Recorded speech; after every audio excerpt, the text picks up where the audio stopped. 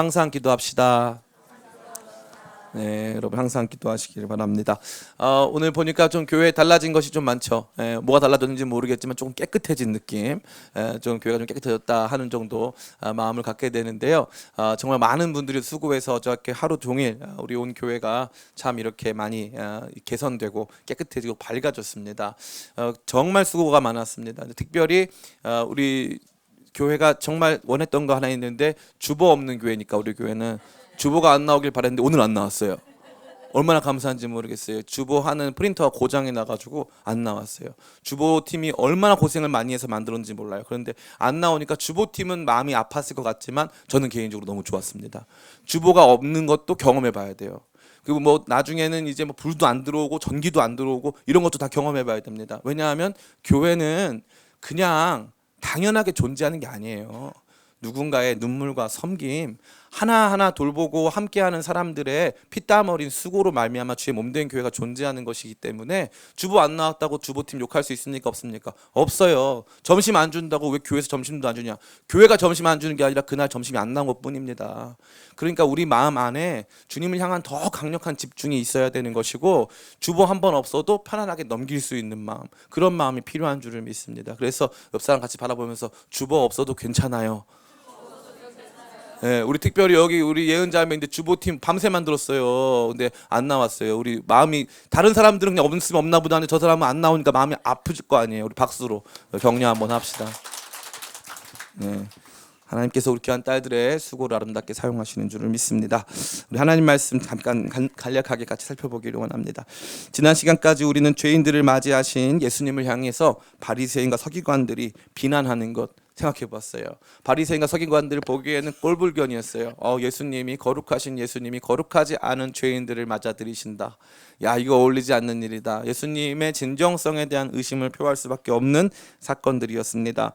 근데 그러한 가운데 예수님께서는 이 비유를 통해 세 가지의 중요한 비유를 통해서 이 바리새인과 서기관들을 향해서 하나님의 마음이 어떠한 것인지를 설명하고 또한 동시에 돌아온 죄인들의 마음이 어떠한 것인지를 설명할 뿐만 아니라 지금 이 잔치에 참여하지 못하고 기쁨 가운데 살아가지 못하고 있는 바리새인과 서기관들의 심리 상태까지 다 설명하여 제시해 주셨습니다.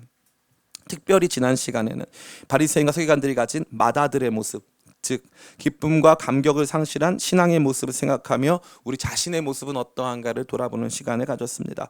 오늘 본문 역시도 같은 배경 속에서 이루어지고 있습니다.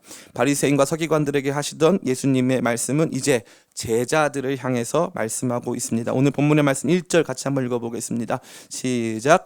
또한 제자들에게 이르시되 어떤 부자에게 청지기가 있는데 그가 주인의 소유를 낭비한다는 말이 그 주인에게 들린지라. 아멘. 또한 제자들에게 라고 말하고 있습니다. 이것은 무엇이냐 하면 지난번에 들었던 말씀과 이 말씀이 연결되어 있다는 거죠. 같은 세팅 안에서 같은 분위기 안에서 이 말씀이 주어졌음을 저와 여러분 모두에게 말해주는 것입니다. 그렇기 때문에 우리는 이 모든 말씀의 방향을 바로 이러한 관점에서 예수님께서 제자들에게 지난번 말씀과 비슷한 맥락 안에서 말씀하고 있는 이 내용을 파악해 가고자 하는 의도를 가지고 이 말씀을 읽어 나가야 한다는 것입니다. 성경을 읽는 대부분의 성도들이 성경 해석에 실패하는 주요한 원인이 무엇이냐 하면 지나치게 개별 사건과 한 절 한 절에 주목한다는 것입니다. 그래서 숲은 보지 못하고 나무만 보기 때문에 그러한 것입니다. 문맥을 놓치면 전체적인 구도를 놓치게 됩니다. 그렇다면 우리가 읽은 본문은 어떠한 숲 속에 자리를 잡고 있습니까? 소나무 숲인지 전나무 숲인지 잣나무 숲인지 어떠한 숲 속에 이 본문이 자리 잡고 있는지를 파악해야지 전체의 뉘앙스를 파악할 수 있다는 것입니다. 우선 우리가 다음 주에 살펴보게 될 내용을 포함해서 16장 전체의 내용을 생각해 보자면 16장 전체의 내용이 다 재물과 관련되어 있음을 우리는 볼 수 있습니다. 14절에서 이렇게 말하고 있어요. 제가 읽어드리겠습니다. 바리새인들은 돈을 좋아하는 자들이라 이 모든 것을 듣고 비웃거늘 이렇게 말하고 있고요. 16장 마지막에 등장하는 비유는 어떤 비유입니까? 예, 우리 신학과 혹시 있나요? 우리 신학과 16장 마지막에 등장하는 비유. 우리 김준호 집사님 어떤 비유입니까? 16 네? 박수 한번 쳐주세요. 우리 김준호 집사님의 영성이 이 정도입니다. 그래서 부자와 나사로, 그죠? 부자와 거지의 비유가 등장하는 거죠. 이게 재밌습니다. 16장 전체가 다 돈과 관련된 얘기예요. 불의한 청지기의 비유로부터 시작을 했더니 그때 그 말씀을 듣고 바리새인과 서기관들이 돈을 좋아하는 자들인데 그들이 비웃었어요. 그러니까 예수님께서 그들에게 말씀하신 후에 마지막으로 결론적으로 제시한 것이 부자와 나사로의 비유라는 거죠. 부자와 나사로의 비유는 핵심이 무엇입니까? 부자는 이 자기에게 주어진 재물을 가지고 왕과 같이 살면서 호화로운 삶을 살았는데 자기 집 문 앞에 거지가 있었어요. 자기 집 문 앞에 너무나도 힘든 삶을 살고 있는 사람이 있는데 한 번도 돌아보지 못했는데 죽고 나니까 상황이 역전됐어요. 나사로는 아브라함의 품에 있었고 이 부자는 지옥에 떨어졌습니다. 그때 이 사람이 겪어야 하는 비참한 심경을 예수님께서 비유를 통해서 저와 여러분 모두에게 말씀해 주신 것이죠. 그러니까 이 모든 내용이 재물과 관련되어 있음을 우리는 분명히 파악할 수 있습니다. 뿐만 아니라 누가복음은 다른 복음서와는 판이한 수준으로 엄청나게 자주 부와 재물과 관련된 이야기를 우리에게 들려주고 있어요. 특별히 우리가 다른 복음서에서 보지 못했던 내용 중에 이 누가복음에 등장하는 내용이 많이 있는데 대략 전체 중에 40%는 다른 복음서에 아예 등장도 안 합니다. 근데 그 중에 흥미로운 게 예를 들어 누가복음 8장에 보면은 여인들이 자기 소유를 가지고 예수님을 섬겼다라고 하는, 재물을 가지고 하나님 나라를 섬겼다라고 하는 구체적이고 명시적인 내용이 다른 복음서에는 없습니다. 뿐만 아니라 오늘 우리가 앞으로 보게 될, 오늘 보고 또 앞으로 보게 될 불의한 청지기의 비유가 다른 복음서에 나올까요, 안 나올까요? 전혀 안 나옵니다. 거지 나사로와 부자의 비유가 나옵니까, 안 나옵니까? 전혀 안 나옵니다. 대표적인 것이 무엇입니까? 불의한 부자 삭개오의 이야기도 다른 복음서에는 안 나옵니다.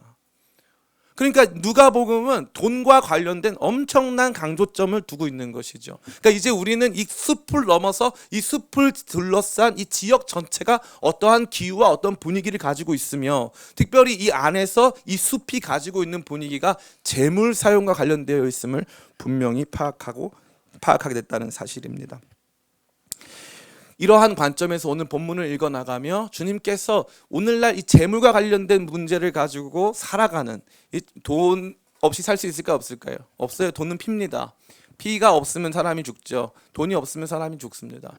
그렇기 때문에 이 엄청나게 중요한 이 돈이 우리 가운데 어떠한 의미가 있는지, 우리가 어떠한 존재로서 이 돈을 사용해야 하는 것인지에 대해서 이 본문의 말씀이 매우 강하게 저와 여러분 모두를 새로운 방향으로 인도하고 있다는 것입니다.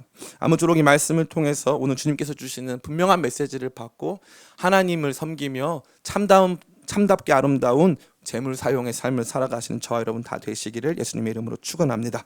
우리는 먼저 예수님의 이 비유에 대해 좀 더 명확하게 파악해야 될 필요가 있습니다. 예수님의 비유는 매우 분명하지만 또 분명한 가운데서도 모호한 부분이 있기 때문에 그러한 것들을 우리가 먼저 파악해야 되겠습니다. 먼저 이 비유에는 한 청지기가 등장합니다. 청지기는 매니저입니다. 모든 것들, 주인의 모든 소유를 대신 관리해주는 관리인으로 생각하면 정확합니다. 주인이 이 소유물을 맡기고 이 주인의 돈도 송금도 할 수 있고 주인의 물건을 팔 수도 있게끔 하는, 그래서 추후에 장부로 결산하는, 그래서 주인이 모든 것들을 관리 감독하지만 대부분의 권한, 엄청난 권한을 가지고 있는 정도의 사람으로 보면은 정확합니다. 이 사람이 주인의 소유물을 낭비한다는 소문이 들리기 시작했습니다. 보통 이 소유물을 그냥 좀 낭비하는 차원이라면 아마 소문이 안 났을 텐데, 아마도 그것이 매우 빈번했고 아마 그 전체적인 이 총량이 굉장히 많았던 것으로 보여집니다. 주인은 이제 그를 불러서 이제 그의 장부를 정리하라고 말하고 있습니다. 장부를 정리하는 건 무슨 뜻이냐면은, 야, 네가 지금까지 어떻게 했는지 다 하나하나 맞춰봐, 다 하나하나 나한테 설명해봐, 이런 뜻입니다. 그리고 나서 앞으로 너는 이 일을 더 이상 할 수 없어, 이렇게 말하는 것이죠. 우리 1절과 2절 같이 한번 읽어보겠습니다. 시작. 또한 제자들에게 이르시되 어떤 부자에게 청지기가 있는데 그가 주인의 소유를 낭비한다는 말이 그 주인에게 들린지라. 주인이 그를 불러 이르되 내가 내게 대하여 들은 이 말이 어찌 됨이냐. 내가 보던 일을 세마라. 청지기 직무를 계속하지 못하리라 하니. 아멘. 우리가 단순히 이 청지기를 향해서 이 부자, 다시 말해서 주인이 그냥 이것에 대해서 세마라는 정도만 생각하면 착각입니다. 더 이상 이것을 하지 못하게 하기 위해서 최종적인 정리를 하라는 거죠. 최종적인 정리를 해라, 이게 포인트입니다. 최종적으로 더 이상 이제는 너희가 이 업무를 더 이상 할 수가 없다는 것이죠. 그러한 가운데 이 이 사람은 고민을 하게 됩니다. 어떤 고민을 합니까? 내가 이거 마치고 나면 먹고 살 길이 막막하다는 거죠. 머리가 엄청 좋아요. 그래서 내가 땅을 파자니 힘이 없고 빌어먹자니 부끄럽구나. 참 명언이에요. 이거 진짜. 땅을 파자니 힘이 없고 빌어먹자니 부끄럽구나. 이 사람이 가지고 있는 심리 상태를 너무 한 방에 잘 보여주는 거죠. 좀 더 편안한 삶을 살고 싶고 그나마 좀 명예를 지키고 싶은 마음에서 어찌됐건 자기가 선택할 수 있는 최선의 노후 대책을 결단하게 되는데, 그것이 무엇이냐면은 장부작성에서 거래처 사람들을 불러가지고 그 사람들에게 호의를 베푸는 거예요. 호의를 베풀어서 그 사람들이 추후에 내가 이 관직에서, 내가 이 직분에서 그만두면 그 사람들이 나에게 또 다른 호의로 보상을 할 수 있도록, 또 그것을 통해서 자기가 다른 이 직업을 가질 수 있도록 자기 딴에는 먼저 선심성 호의를 베푸는 것입니다. 그래서 이렇게 합니다. 같이 한번 읽어보겠습니다. 우리 3절과 4절, 5절 같이 읽겠습니다. 시작. 속으로 내 직분을 빼앗으니 내가 무엇을 할까? 땅을 파자니 힘이 없고 빌어먹자니 부끄럽구나. 내가 할 일을 알았도다. 이렇게 하면 직분을 빼앗긴 후에 사람들이 자기 집으로 영접하리라 하고 주인에게 빚진 자를 일일이 불러다가 먼저 온 자에게 이르되 내가 내 주인에게 얼마나 빚졌느냐. 아멘. 이 사람은 이제 자기가 앞으로 이 업무를 마친 이후에 비교적 안정적인 삶의 토대를 마련하기 위해서 채무자들을 다 불러가지고, 외상거래를 하고 있던 채무자들을 다 불러서 그 사람들에게 얼마 빚을 졌느냐고 물어보고 있는 거죠. 6절과 7절 같이 한번 읽어보겠습니다. 시작. 말하는데 기름 100마리니이다. 이르되 여기 내 증서를 가지고 빨리 앉아 50이라 쓰라 하고, 또 다른 이에게 이르되 너는 얼마나 빚졌느냐. 이르되 밀 100석이니이다. 이르되 여기 내 증서를 가지고 80이라 쓰라 하였는지라. 아멘. 여기 대표적으로 기름과 밀만이 등장하고 있지만 아마 상품도 더 다양했을 것이고 사람도 훨씬 많았을 것입니다. 아무래도 기름은 한 반 정도 줄여도 티가 많이 안 났을 것 같고, 밀은 겉으로 보이는 용량이 크기 때문에 아마도 크게 티가 났기 때문에 많이 깎아주지 못한 것 같습니다. 나름대로 최선을 다해서 그 사람들에게 은혜를 베풀고 있는 것이죠. 이게 불의한 청지기가 행한 모습입니다. 여기까지는 매우 간단하죠. 어떤 사람이 있었는데 자기 노후를 위해서 지금 불법적인 일을 행하고 있구나. 최종적으로 원래 계속적인 불법적인 일을 했는데 이제 최종적으로 더욱 불법적인 일을 행함으로써 자기 노후 보장을 하고 있구나. 우리 모두를 당황케 하는 것은 여기에서 이 주인이 이 사람에 대해서 이런 나쁜 놈, 처음부터 너 그럴 줄 알았다, 뭐 이런 태도가 아니라 갑자기 칭찬을 한다는 거예요. 그래서 마치 어떤 교회도 있냐면, 어떤 목사님도 있냐면은 이렇게 최선을 다해서 불의한 방법으로라도 잘 먹고 잘 살아라, 그게 하나님 뜻이다라고 말하는 목사님도 있어요. 실제로 제가 그냥 드리는 말씀이 아니에요. 네. 실제로 이렇게라도 살아라 라고 하는 분이 계십니다. 참 매우 안타깝죠. 8절 말씀이 우리에게 혼란을 줍니다. 같이 한번 읽어보겠습니다. 시작. 주인이 옳지 않은 청지기가 이를 지혜 있게 하였으므로 칭찬하였으니 이 세대의 아들들이 자기 시대에 있어서는 빛의 아들들보다 더 지혜로움이니라. 아멘. 우리 모두를 당황하게 하는 것이 이제 칭찬하였다.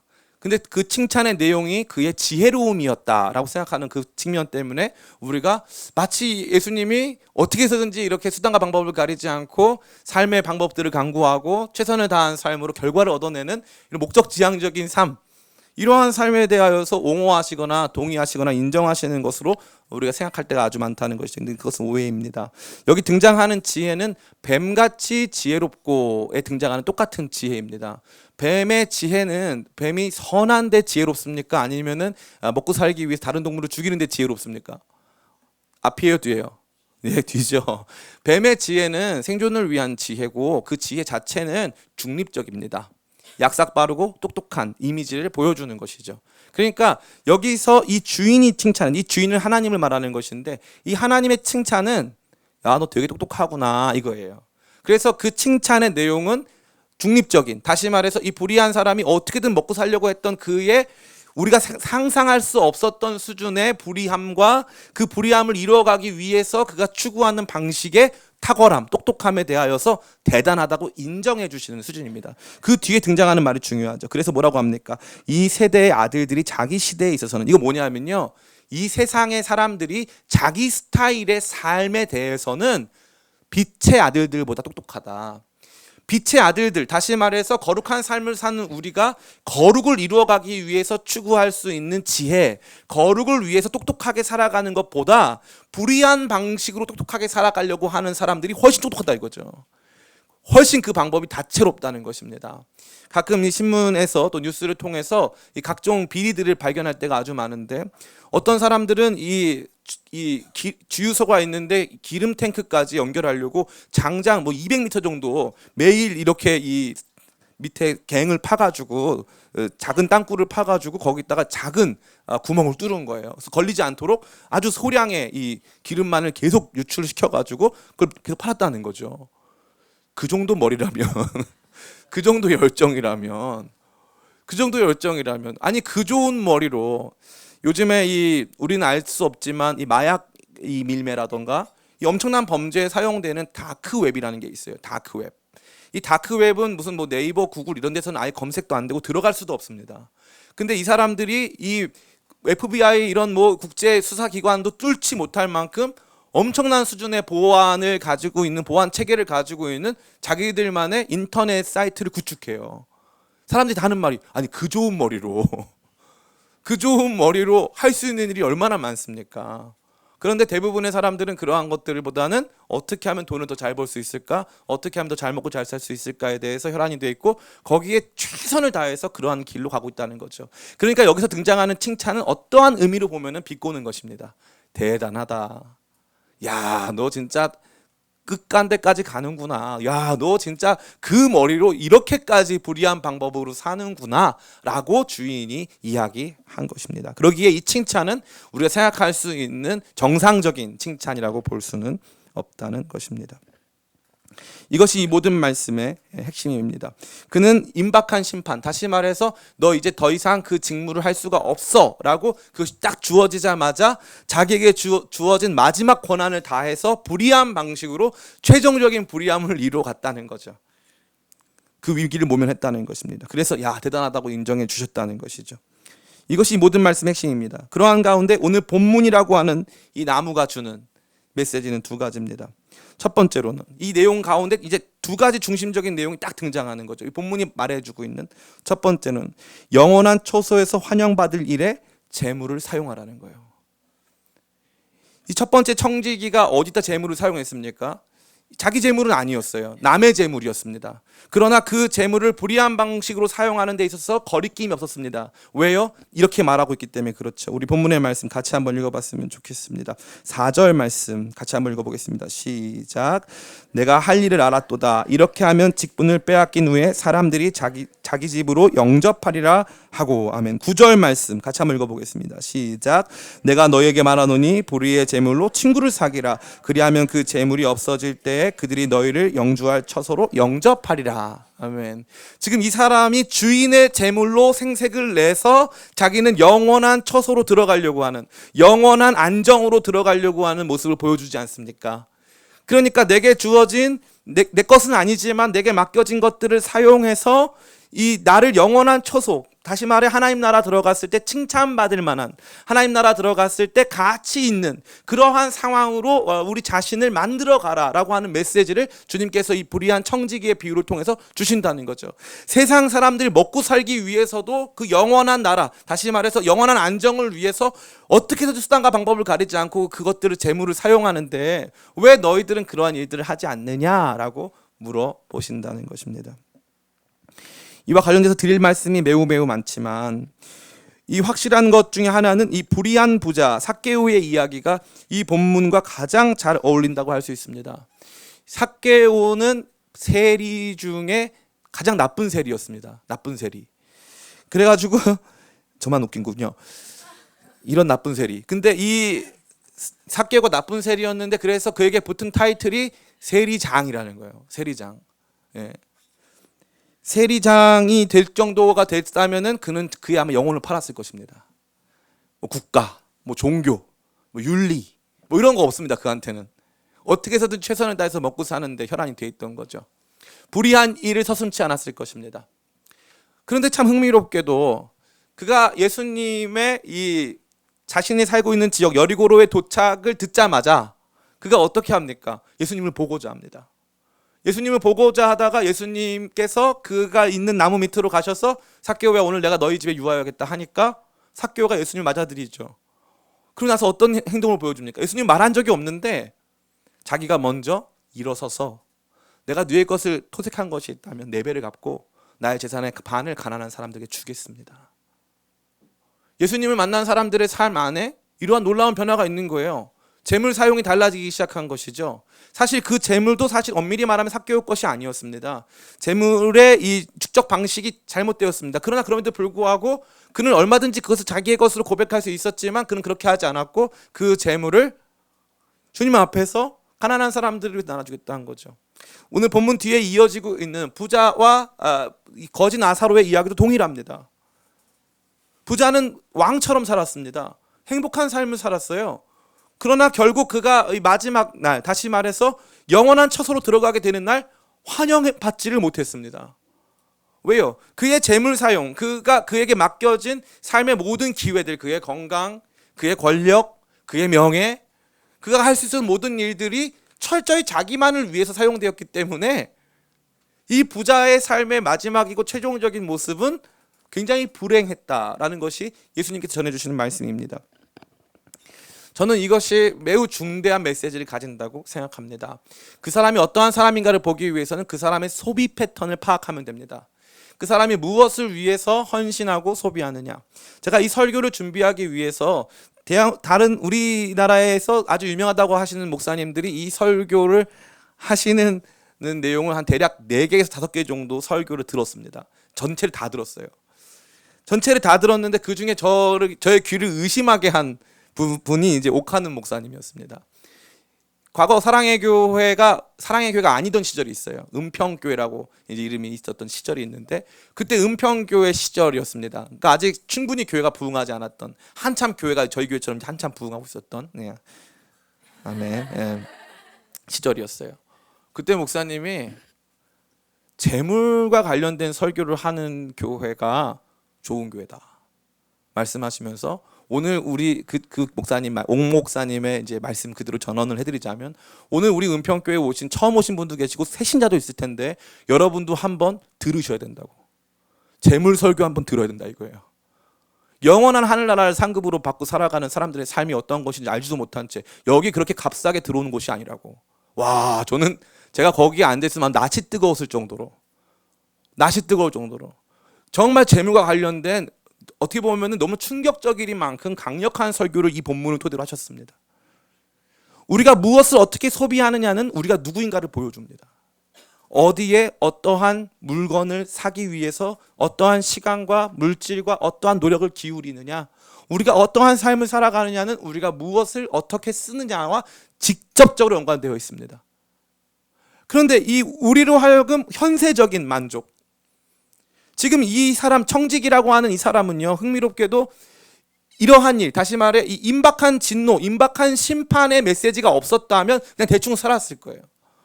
그런데 이 임박한 심판의 메시지 딱 들리는 순간 그때부터 이 사람은 자기에게 속한 모든 것들을 자기에게 속한 것들을 이제 사람들에게 적당히 깎아주면서 자기가 앞으로 어떠한 삶을 살게 될 것인가를 고민한다는 거죠. 그러니까 참 흥미롭습니다. 사람은 언제 그러면 가장 자기 자신을 강하게 돌아봅니까? 시한부 인생을 선고받았거나 심각한 삶의 문제가 도래했을 때야 비로소 이게 내게 아니었구나. 나는 얼마 되지 않아서 이제 이것과 관련된 심판을 받겠구나 라고 하는 생각이 든다는 거죠. 그러면 그때 어떻게 합니까? 그때부터 달라지는 거예요. 그때부터 사람이 달라지는 것입니다. 예수님께서는 이 말씀을 제자들에게 하십니다. 제자들에게. 우리는 무엇을 위해 어떠한 것을 투자하고 소비하고 살아가느냐. 우리를 영원한 처소에서 우리가 환영받을 만한 일들로 우리 자신을 소비하고 헌신해야 한다 라고 예수님께서 제자들에게 말씀하고 있다는 것입니다. 청년들, 또 우리 이 성도님들 안에 이 말씀은 저는 매우 큰 부담을 줄 거라고 확신합니다. 제가 개인적으로 최근 들어서 종종 설교 시간에 말씀드린 이 고 김진욱 선교사님, 이 터키에서 이 피습당해서 목숨을 잃었습니다. 개인적으로 저는 그 생각을 너무나 많이 해요. 저는 지금 여기서 뭘 하고 있는가? 제가 여러분 담임 목사로서 자랑스러운 게 하나 있다면 저는 주님께서 내일 당장이라도 선교지 가 그럼 준비가 돼 있습니다. 전 준비돼 있어요. 내일 당장이라도 보내시면 갑니다. 보내시면 가요. 근데 제가 무서운 게 있어요. 시간이 가면 갈수록 가고 싶지 않을 것 같아서, 못 갈 것 같아서 그게 무섭더라고요. 나는 무엇을 위해서 시간을 들이고 삶을 영위하고 있는가? 나에게 기독교란 무엇인가? 내가 살고 있는 이 삶을 더 안정되게, 더 행복하게 만드는 것인가? 그렇다면 나와 함께 이 젊은 시간을 보냈던 이 선교사의 삶과 죽음은 뭐냐 이거죠? 개죽음입니까? 괜히 위험한 데 가가지고 남이 시키지도 않은 일 해가지고 큰일 난 거예요?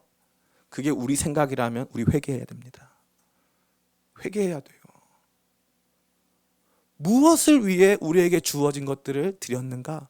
무엇을 위해 우리의 삶을 소비하고 헌신하고 있는가? 매우 매우 중요한 것입니다. 전 여러분 모두에게 지금 당장 선교지로 나가서 복음을 위해서 순교해라 이런 말이 절대 아니에요. 그러나 확실한 것은 만약에 주님께서 여러분에게 그런 삶을 원하신다면 할 수 있느냐? 그 질문이에요.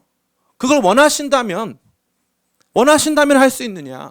그 강력한 메시지가 내게 들려온다면 할 수 있느냐? 그리고 그걸 해야 한다고 생각하느냐? 나는 무엇을 위해 내 삶과 시간과 물질과 에너지와 역량들을 소비하고 있느냐? 이것이 저는 매우 중요하고 시급한 문제라고 확신합니다. 교회에 있어서도 이 문제는 매우 매우 중요합니다. 2003년도에 나온 책 중에 감자탕 교회 이야기라는 책이 있어요. 제가 그 책을 괜히 읽었어요. 그래서 그 책을 읽고 우리 교회 개척하는 게 힘들더라고요. 그 교회는 되는 일인데 우리 교회는 안 되는 일이 많았어요. 그 교회, 우리 교회가 안 된 게 아니라 제가 그게 안 되더라고요. 예를 들면 이런 거예요. 그 교회는 매월 마지막 날 교회 통장을 딱 100만 원만 남겨놓고 다 없애요. 돈을 다 없애는 거예요. 성도가 지금 거의 뭐 10,000명이 넘죠. 그런데 지금은 안 그런다고 들었어요. 사람이 다 변질되는 거예요. 지금은 안 그런다고 들었어요. 근데 1,000명 넘을 때도 통장에 몇 억이 있는데 이거 다 치워야 되는 거예요, 당장. 그러니까 이 교역자들하고 이 행정팀 난리가 나는 거예요. 왜냐하면 31일이 되면은 다 전화를 하는 거예요. 그래서 선교팀, 선교 단체 다 전화하는 거예요. 혹시 돈 안 필요하세요? 혹시 그쪽에 필요한 사역 없으세요? 돈을 다 보내요. 100만 원 딱 치면 와 오늘 끝났다 이거예요. 많은 교회들이 돈을 쌓아둡니다. 제가 제일 마음에 안 드는 방식은 뭐냐면은 재단을 만드는데 장학재단을 만들어요. 그럴 수 있죠. 장학재단을 만드는데 원금 손실이 없는 장학재단입니다. 이자로만 장학금을 주는 거예요. 원금 손실 없이. 물론 이게 장기적으로 봤을 때 더 가치 있는 일이라고 할 수 있겠지만 저는 하나님 나라 방식이 아니라고 생각합니다. 하나님 나라는 이자로 일하지 않아요. 하나님 나라는 원금으로 일합니다. 그게 우리 스타일이에요. 불의한 재물 가지고 최선을 다하는 거예요. 그리고 우리가 불의한 재물의 축적 방식이 불의하다는 뜻이 아니라 하나님 나라와 상관없어 보이지만 이 일에서도 최선을 다하는 거예요. 섬기고 돌보고 마음을 다해서 끝날 심판대 앞에 야 기쁨의 교회 니네 뭐 했냐? 그 수많은 재정 가지고 니네 뭐 했냐? 건물 졌어요. 아 우리 잘 먹고 잘 살았어요. 그게 우리가 주님 앞에 드려야 될 말이라면 저는 그게 너무 안타까울 것 같아요. 우리 교회는 부유해지는데 저는 교회가 너무 화려한 게 싫어요. 솔직히 말씀드려서. 어느 교회 갔더니 그 교회 화장실이 우리 교회보다 좋더라고요. 실제입니다. 예. 2호선 서초역 쪽에 있는 교회예요. 화장실이 너무 좋아서 살고 싶었어요. 가난한 성도는 그 교회에 들어갈 수 있을까? 그걸 팔았다면 신들러 리스트 마지막 장면 그거 아닙니까? 이 반지를 팔았다면 최소한 2명은 더 살릴 수 있었을 텐데 이 차를 팔았다면 최소한 10명은 더 살릴 수 있었을 텐데 내가 못 그랬다는 거예요.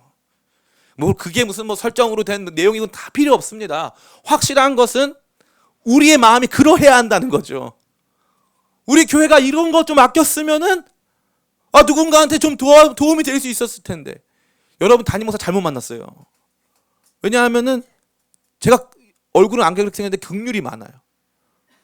이번에 오늘 이제 미얀마에서 한 형제가 오는데 이 형제가 이 와세다 대학교에서 정치학 박사를 받았어요. 전액 장학금으로. 와세다 대학교는 얼마나 세냐면 와세다 대학 아닙니까? 진짜 센 대학교인데 그 정치학 박사학위를 받았어요. 근데 이 형제가 새벽에 피치 항공 타고 왔는데, 피치 못할 때 타는 항공인데 피치 항공을 타고 이제 왔으니까 새벽 4시예요. 그래서 제가 데리러 가겠다 그랬어요. 아무리 봐도 데려갈 사람 없을 것 같아서. 근데 미얀마 목사님 한 분이 데리러 오니까 목사님 나오지 말라고 저한테 연락이 왔더라고요. 그래서 저는 그러면 저한테 그 목사님 주소를 줘라. 그럼 내가 그 목사님 태워가서 데려가겠다. 그 목사님 집에 갔어요. 목사님 딱 태워가지고 하는데, 이 목사님 한국에 22년 살았대요. 22년. 한국에서 22년 살았는데 보통은 여기 와서 보통 뭘 하냐? 목사님 이거 뭐 다 필요 없어요. 일을 해요. 그러면은 미얀마에 1년만 일하면 미얀마에 집 살 수 있어요. 아파트 살 수 있어요. 근데 이 목사님 22년 동안 일 안 했대요. 복음만 전한 거예요. 복음만. 그러나서 이 공항 갔다가 돌아오는데 그 목사님 저한테 그러더라고요. 저희 집이 너무 누추하지만 저한테 식사를 대접해주고 싶대요. 그 지하방에 딱 들어가는데 눈물이 막 앞을 가려요. 그 부천에서 이 진짜 외국인 노동자들만 사는 그런 집이 있어요. 뭐 1층은 미얀마, 2층은 중국 뭐 이런 거예요. 다 그런 분들만 사세요. 그 누추한 방에서 아이들 2명 키우면서 거기서 월요일 날은 저 인천공항에서 아직 우리나라 입국 안 돼가지고 대기하고 있는 미얀마 사람들한테 복음 전하고, 화요일 날은 네팔 공동체 가서 영어로 복음 전하고, 목요일 날은 어디 가서 복음 전하고, 그렇게 산다는 거예요. 제 마음이 다 털어서 도와주고 싶더라고요. 다 털어서 도와주고 싶더라고요. 좀 우리 교회가 좀 그런 교회 됐으면 좋겠어요. 털어서 도와주고 싶더라고요. 우리 가운데 있는 재물 털어서 도와줘야죠.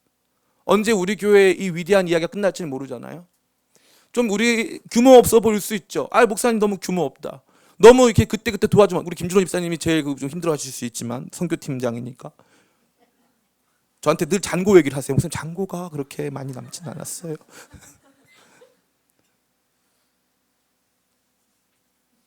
복음은 무엇을 얼만큼 드렸는가? 나는 무엇을 드렸는가? 우리 기쁨의 교회는 무엇을 드렸는가? 마지막 때 천국 가서, 저 요즘에 천국에 대한 생각을 많이 해요.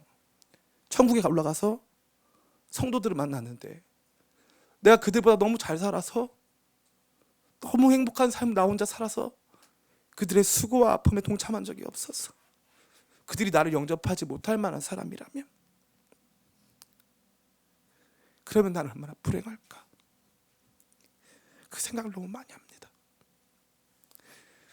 사랑하는 성도 여러분 모두에게 부담을 드려서 죄송합니다. 그러나 이게 복음이고 이게 기독교입니다. 제물로 하나님 앞에 드리는 거예요. 하나님께서 원하시는 일을 위해서 나 자신을 찢어서 내어주는 것, 그것이 복음입니다. 저는 우리 교회가 그런 교회 되기를 간절히 원합니다. 우리 마음 안에 건물도 중요하고 다 중요하지만, 야, 우리 교회 이거 좀 힘들어도 좀 해야 되지 않겠냐? 우리 교회가 좀 힘들어도 이런 부분은 좀 감당해야 되지 않겠습니까, 목사님? 저 사람들 너무 힘든데 저한테 말씀만 하세요. 말씀만 하세요. 제가 가진 거 다 털어서 우리가 할 수 있는 최선을 다했어. 한 민족이라도, 한 영혼이라도, 한 힘든 지체라도 가슴으로 품고 그렇게 나가는 교회가 됐을 때, 끝날 심판 때, 그들이 우리가 천국 문에 이르렀을 때 그들이 나와서 저 목사님이, 저 교회가, 저 성도님이 우리를 도와줬다고, 우리와 함께 해줬다고 자랑하며 우리를 영접할 줄을 믿습니다. 두 번째입니다. 이 말씀은 매우 중요하게도 충성과 깊이 연관이 되어 있습니다. 이걸 캐치 못하시는 분들이 아주 많아요. 여기 있던 휴지 누가 빼갔어? 휴지를 좀 잘들 비치해 주세요, 목사님. 네. 저에게 재물을 좀 드려가지고 천국에서 할 수 있도록. 이 본문의 말씀은 충성과 깊이 연관되어 있습니다. 이 본문의 말씀이 충성과 어떻게 연관되어 있는가를 보기 위해서는 10절부터 12절까지 말씀 우리 같이 한번 읽어보겠습니다. 시작. 지극히 작은 것에 충성된 자,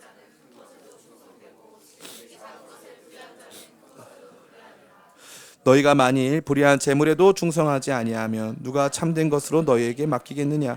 너희가 만일 남의 것에 충성하지 아니하면 누가 너희의 것을 너희에게 주겠느냐? 아멘.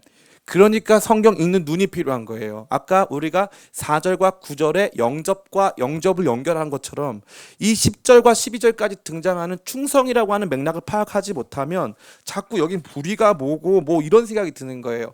충성이라고 하는 가운데 뼈대로 딱 확인한 다음에 뭐에 충성이고 뭐가 충성하지 않은 것인가에 대한 내용들을 계속 파악해 나가면 간단하거든요. 근데 성경을 백날 읽어도 이거를 파악을 못하니까 그 다음부터는 마치 어떤 거냐 하면은 이 얘기는 서로 따로 놀고 있는 것 같아 보이는 건데 절대 그렇지가 않습니다. 이 말씀은 정확하게 불의한 청지기가 어떠한 방식으로 충성하지 못했기 때문에 이러한 일이 발생했다는 것을 명확하게 보여주고 있는 거예요. 첫 번째는 어떤 것입니까? 세 가지 정도로 볼 수 있는데 작은 일과 큰 일이었습니다.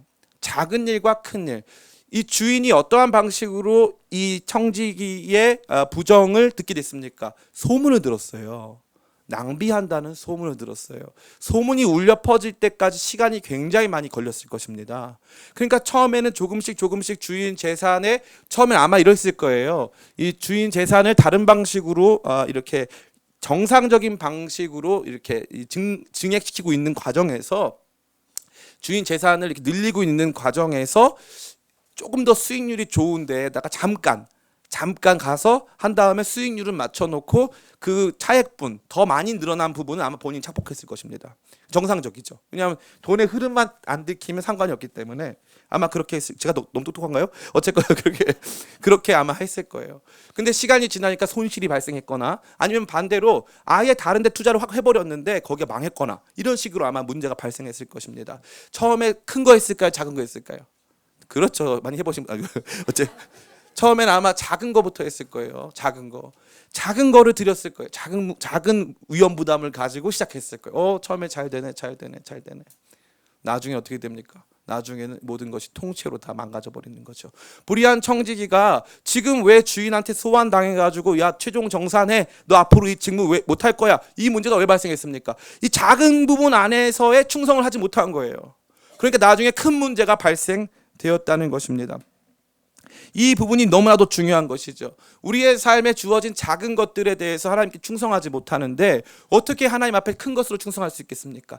삶에서 주어지는 이 작은 시간, 작은 물질, 작은 것들에 대하여서 우리가 날마다 그것을 낭비하며 살기 때문에 정작 중요한 순간에 하나님께 충성할 수가 없는 것이죠. 이 불의한 청지기의 모습도 바로 그러한 것이고 이것으로 말미암아 그는 비참한 최후를 맞이하게 된 것입니다. 두 번째는 불의한 것과 참된 것입니다. 11절 말씀 같이 한번 읽어보겠습니다. 시작. 너희가 많이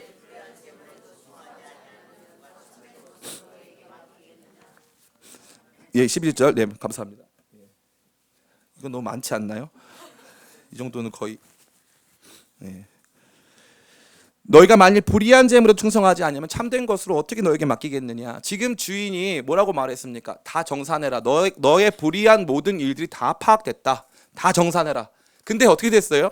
다 파악이 된 상태에서 다시 불의한 것으로 충성하지 않는 모습을 보여주는 거죠. 아까 제가 말씀드렸죠. 이 8절의 해석이 아주 중요합니다. 8절을 긍정적으로 해석해버리면 마치 어떻게 해서든지 최선을 다하면 된다는 것으로 생각되지만 8절은 절대 긍정적으로 해석되면서는 안 됩니다. 8절이 마치 주인의 비꼬음, 주인이 그 부분에 대해서 야, 너 똑똑하다, 너 이제 대단한 친구였구나, 이렇게 주인이 그를 향해서 비난하는 것으로 받아들여야 된다는 거죠. 그때 나타나는 게 무엇입니까? 불의한 것. 다시 말해서 이제 잘못된 모든 것들로 인해서도 충성하지 않았고 마지막 것까지 끝까지 불의했기 때문에 절대 그에게는 참된 것이 맡겨질 수 없다는 것입니다. 참된 것이 맡겨질 수가 없어요.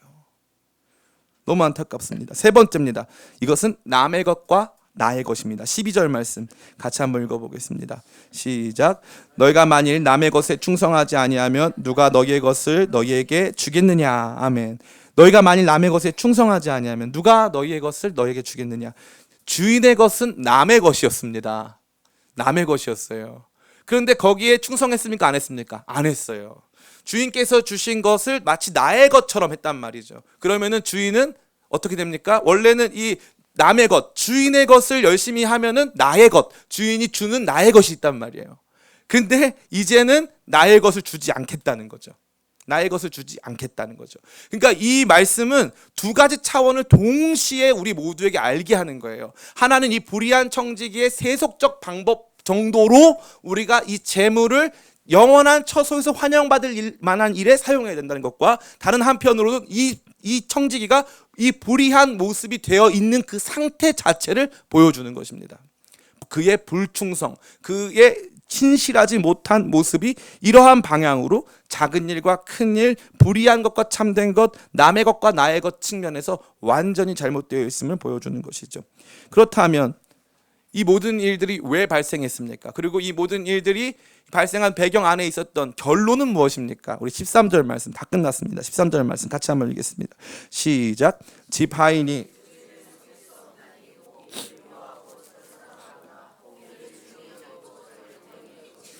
너희는 하나님과 재물을 겸하여 섬길 수 없느니라. 아멘. 너희는 하나님과 재물을 겸하여 섬길 수 없느니라. 결론입니다. 여기서 너희는 제자들을 말하는 것입니다. 제자들아, 너희는 하나님과 재물을 겸하여 섬길 수가 없다. 그래서 제가 누누이 여러분 모두에게 간혹 제시하는 성경 읽기의 방법인데, 한 단락을 놓고 위로도 읽어보고 아래로도 읽어보면은 답이 딱 나와요. 잘 이해가 안 되는 건 뒤부터 읽으면 거의 답이 나옵니다. 지금 뒤부터 읽었다 상상을 해보세요. 그러면 맨 뒤에 하나님과 재물을 겸하여 섬길 수 없다고 말했고 충성하지 않는 상태가 등장했으며 그 다음에 이 사람이 재물을 가지고 어떻게든 최선을 다했다는 것이 나타난 거죠. 그러니까 여기에서 하나님과 재물을 겸하여 섬기는 사람들, 혹은 하나님이 아닌 재물을 섬기고 있는 사람들의 모습은 불충성의 모습이고, 그들은 어떠한 태도입니까? 그들은 작은 일에 충성하지도 않고, 그들은 불의한 것조차 하나님께 드리려고 하지 않고, 그들은 나의 것이 아닌 하나님께서 주신, 나에게 주신 모든 것까지도 다 낭비하고 있다는 것입니다. 그렇기 때문에 그들에게는 나의 것이 주어지지도 않고, 그들에게는 참된 것도 주어지지 않고, 그들은 큰 것도 주어지지 않는다는 것이죠. 재물을 주인으로 섬겼기 때문에, 재물에게 충성했기 때문에 주인에게 충성하지 않았던 것입니다. 이게 이 본문 말씀의 굉장히 중요한 핵심적 내용이 되는 것입니다. 사랑하는 성도 여러분, 여러분의 주인은 누구십니까? 돈 중요하죠. 그러나 그 중요한 돈으로 하나님께 영광을 올려드리며 하나님을 나의 주인으로 모시고 산다면, 하나님 나의 주인으로 모시고 산다면 하나님께서는 큰 것을 맡기시고 참된 것을 맡기시고, 하나님께서는 저와 여러분 모두에게 남의 것이 아닌 여러분 자신의 것까지 주신다고 말씀하시는 것입니다. 재물을 주인으로 삼고 살아가는 사람은 어떠한 사람도 성공할 수 없습니다. 재물을 주인으로 삼고 살아가는 사람은 반드시 임박한 심판 앞에 서게 될 것이고, 그는 그 상황에서도 끝까지 불의한 태도를 다할 것이기 때문에 그러한 것입니다. 저는 오늘날 우리 청년들, 오늘날 우리 많은 성도님들이 이 장기적으로 지속된 경기 침체 때문에 돈의 가치가 그 전보다 더 귀중해졌다는 사실을 저는 잘 알고 있습니다. 참 재밌는 게, 우리나라 국민 소득은 계속 올라갔는데 돈에 대한 이 가치가 돈이 많아졌는데, 예를 들면 과거에는 뭐 10,000불 벌다가 지금 30,000불 벌지 않습니까? 그러면은 10,000불 있다가 30,000불 있으면은 물가 상승률도 막 그렇게 크진 않, 부동산 빼면 거의 비슷한데, 이 30,000불 정도 있으면은 좀 편안해져야죠, 그죠? 편안해졌어요? 더 불편해졌어요? 더 불편해졌어요. 생활은 편안한데 마음이 불편해요. 생활은 편안한데 마음이 불편해요. 50,000불 되면 좀 나아질까요? 60,000불 되면 좀 나아질까요? 100,000불 정도 되면 나아질까요? 안 그렇습니다. 왜요? 재물이 주인이 되면 절대 편하지 않습니다. 주님께서 말씀하시는 거예요. 제자들에게 말씀하십니다. 절대 재물을 주인으로 삼지 말아라. 재물을 주인으로 삼지 않게 되면 영원한 처소에서 환영받을 만한 일에 이걸 사용하게 되고, 그것이 하나님을 섬기기 때문에 하나님의 일에 충성되이 우리의 재물을 사용할 수 있다는 것입니다. 저는 여러분들이 이 말씀을 심장에 새기기를 간절히 축원합니다. 제가 아까 말씀드렸죠. 옥 목사님 이 설교가 정말 공격적일 만큼, 성도들이 들으면 야, 이거 진짜 이 교회를 계속 다녀야 되나 말아야 되냐를 고민할 만큼 다 들어야 된다고, 재물과 관련된 얘기를 너무 강하게 하신 거예요. 그러고 나서 하신 말씀이 참 제 마음을 울렸어요. 당신은 그 은평교회 시절인데 우리 교회 성도들이 좀 부자가 많았으면 좋겠다는 거예요. 돈도 많고 좀 행복한 사람, 우리 교회도 늘 가난한 사람만 있으라는 법은 없지 않냐고 막 고백하시더라고요. 그러고 나서 한 얘기가, 하나님을 주인으로 삼는다고 가난해진단 말이 없지 않냐. 하나님을 주인으로 삼으면 뭐라고 했어요? 큰 것 맡기시고 참된 것 맡기신다고, 너의 것을 주신다고 하지 않았냐. 그러니까 재물을 하나님으로 섬기지 말고 하나님을 하나님으로 섬겨라. 그리고 이 하나님과 재물 둘 다 이것도 있어야 되고 이것도 있어야 되가 아니라는 거예요. 위치가 달라요. 위치가 달라요. 당연히 이것이 있어야죠. 돈은 왜 있어야 됩니까? 이게 필요 조건이니까 있어야 되죠. 그런데 하나님은 필요 충분 조건이에요. 하나님 없이는 이것도 소용이 없는 거예요.